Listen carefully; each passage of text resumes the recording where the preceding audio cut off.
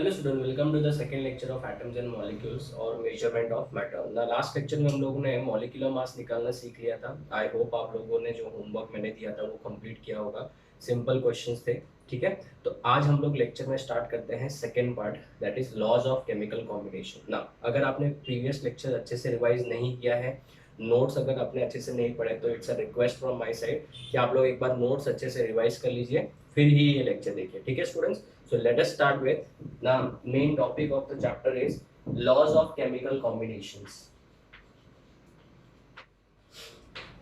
Very important, laws of chemical combination. Now अगर हमारे syllabus की बात करें तो हमारे सिलेबस में सिर्फ दो ही लॉज है। एक तो है law of conservation of mass और एक दूसरा है law of definite proportion.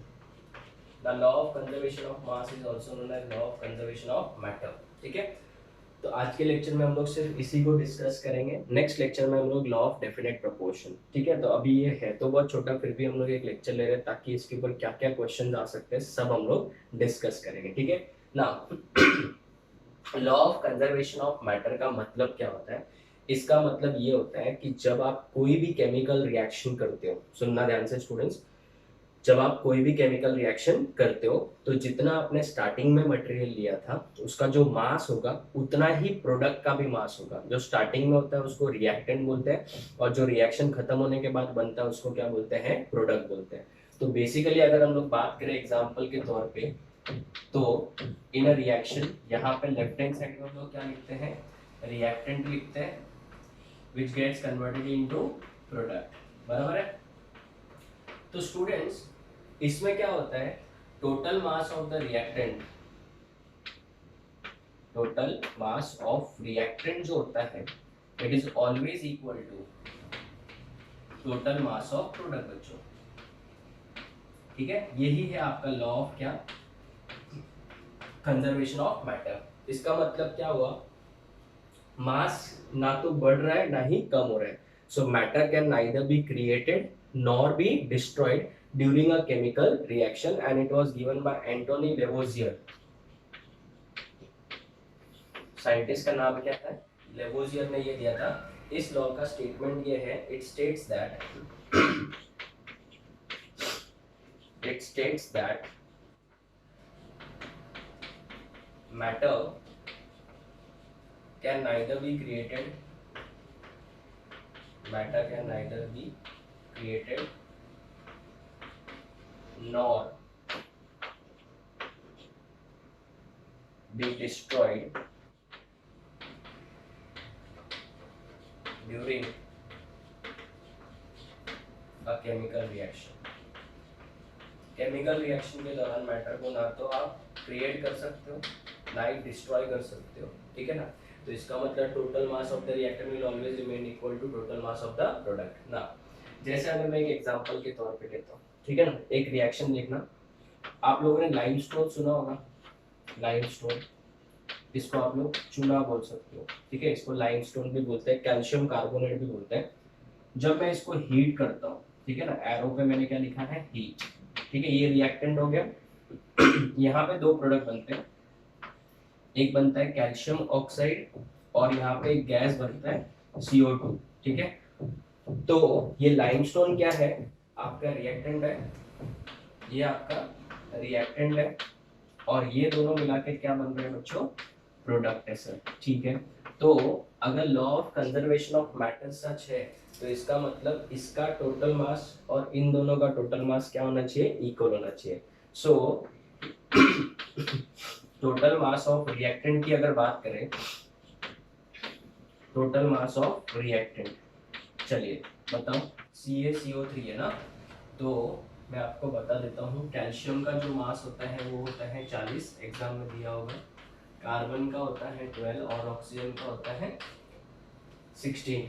चलो अभी इसका मास निकाल के बताओ मुझे, इसका मास कितना आएगा बच्चों? कैलकुलेट करो। कैल्शियम का 40, सो 1 इंटू 40, 1 कैल्शियम इंटू 40 प्लस एक ही कार्बन है, सो 1 इंटू कार्बन का 12, ऑक्सीजन कितना है? 3 है ना, सो 3 इंटू 16, 40 1 जा 40, 12 1 जा 12, 16 3 जा 48, so this will comes to be 100. तो ये 100 आ रहा है, 100 ग्राम्स लिख सकता हूँ. टोटल मास ऑफ किसका, ये रिएक्टेंट है. Now let us calculate the total mass of product. Total mass of products, अगर मैं प्रोडक्ट का टोटल मास निकालूं तो किसका किसका मास ऐड होगा. CaO के मास में हम लोग को किसके मास को भी ऐड करना पड़ेगा, CO2 के मास को भी ऐड करना पड़ेगा. ठीक है, तो Ca का कितना होता है बच्चों, 1 × 40 प्लस ऑक्सीजन A के तो 1 × 16 प्लस ये तो CaO का हो गया. अभी CO2 का निकालो, कार्बन कितना 1 है, ब्रैकेट कितना 12 प्लस 2 × ऑक्सीजन का कितना बच्चों 16 है. तो 40 1 जा 40 प्लस 16, 12 1 जा 12 प्लस 16 2 जा 32. इन सबको ऐड करो, इसका भी आंसर 100 ही आ रहा है. तो इससे क्या सीखने को मिला, ये भी 100 आ रहा है, ये भी 100 आ रहा है. ये 100 किसका मास है, टोटल मास ऑफ रिएक्टेंट, और ये 100 किसका है, टोटल मास ऑफ प्रोडक्ट. तो इससे क्या कंफर्म हुआ, therefore total mass of reactants is equal to total mass of किसको बच्चों, प्रोडक्ट.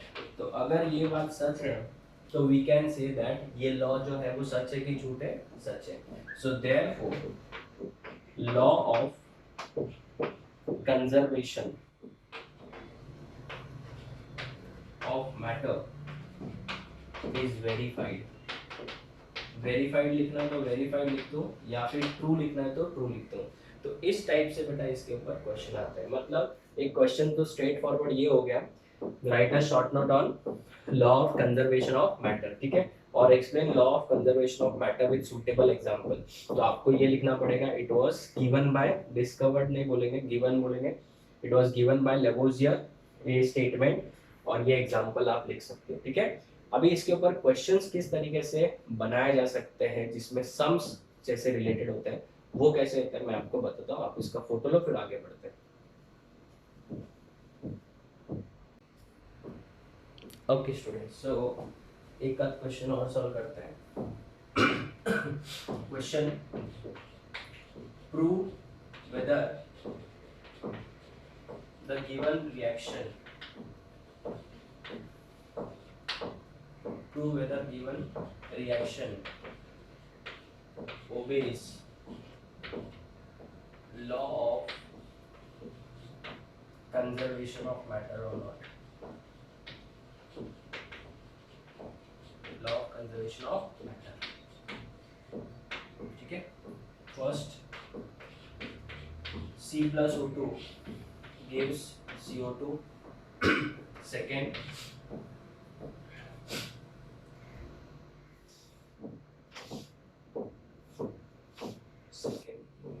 एक और ले ले, चलिए सेकेंड लिख लीजिए, Na प्लस, चलो Na ले लेते हैं, दूसरा लेते हैं, ये ले लेते हैं. चलो Mg plus O2 gives 2MgO. ठीक है, ये ले लेते हैं. एक मैं सॉल्व करता हूँ, एक आप लोग सॉल्व करिएगा. ठीक है, पहले वो सॉल्व करता हूँ मैं, ध्यान देना. मैग्नीशियम का जो वैल्यू है वो मैंने लास्ट टाइम लिखवाया था, ऑक्सीजन का 16 होती है. ठीक है, तो अभी देखते हैं total mass of reactants. RT लिखूंगा तो रिएक्टेंट, PT लिखूंगा तो प्रोडक्ट, याद रखना. ठीक है, आप लोग पूरा लिखना.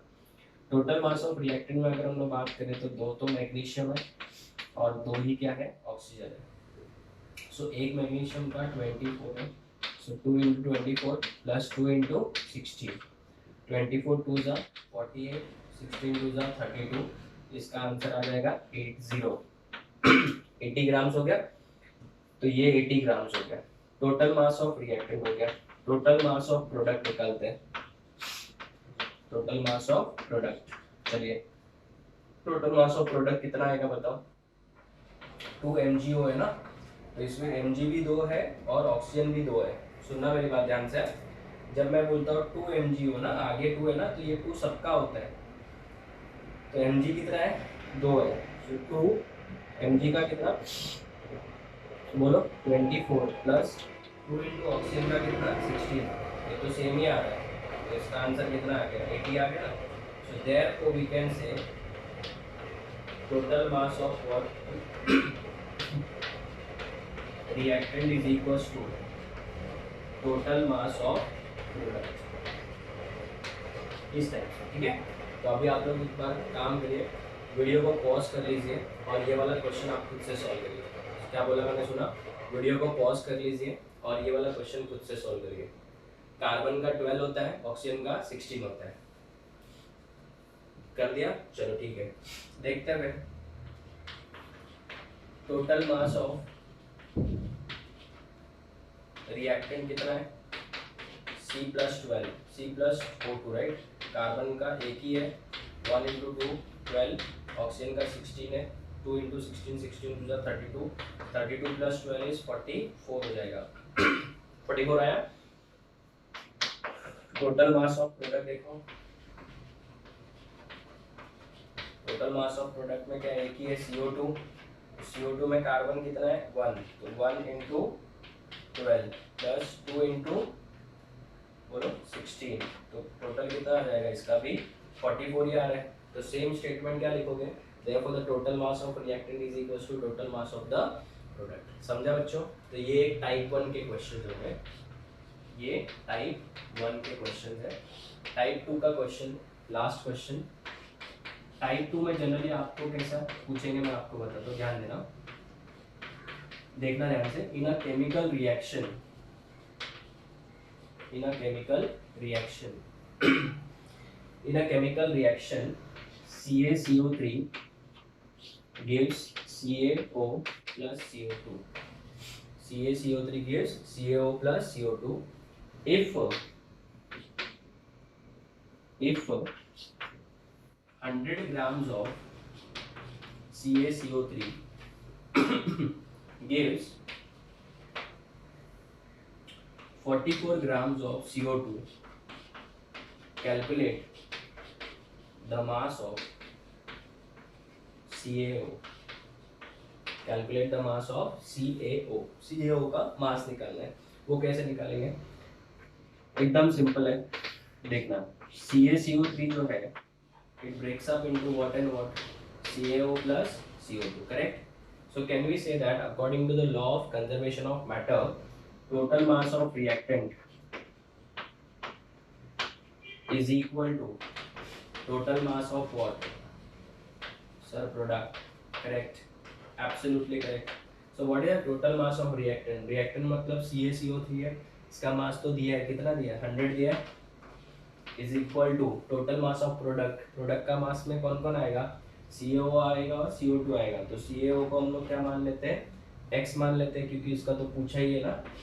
और CO2 का मास दिया है, देखो 44 दिया है, कितना दिया है 44। So now tell me what will be the value of x। Solve करो इसको, 100 minus 44 which comes out to be 56 grams. हो गया। इस टाइप के भी क्वेश्चंस एग्जाम में आते हैं। Is it clear students? तो this is your complete with, अगर हम लोग बात करें कि इसके ऊपर जिस भी टाइप का क्वेश्चन बनाना चाहिए वो लोग ने वो बना सकते हैं, बट मैंने एक एक क्वेश्चन आपको कवर करा दिया। तो स्टूडेंट्स इसका फोटो लो, फिर मैं आपको इससे रिलेटेड होमवर्क देता हूँ।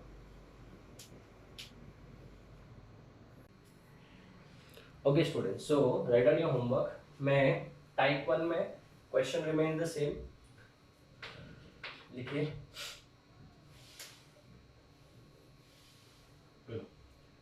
Na plus Cl2 gives 2 NaCl, sodium is 23, chlorine is 35.5। एक और क्वेश्चन इसी के अंदर,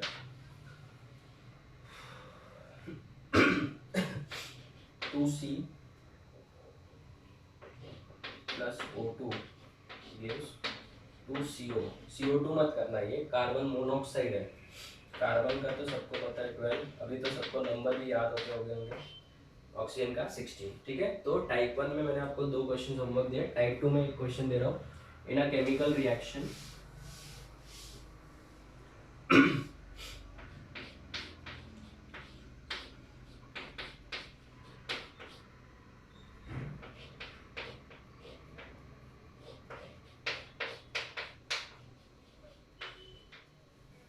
NaOH plus HCl gives NaCl plus H2O if 40 grams of NaOH reacts with 36.5 grams of HCl to give 58.5 grams of NaCl. Then calculate the mass of H2O formed. Then calculate the mass of H2O formed. तो students मैंने basically आपको 3 question दिए. Next lecture में हम लोग next law of combination chemical combination start करेंगे जिसका नाम है लॉ ऑफ डेफिनेट प्रपोर्शन. तो ये होमवर्क आप लोग प्लीज कंप्लीट करिएगा. Till then thank you students.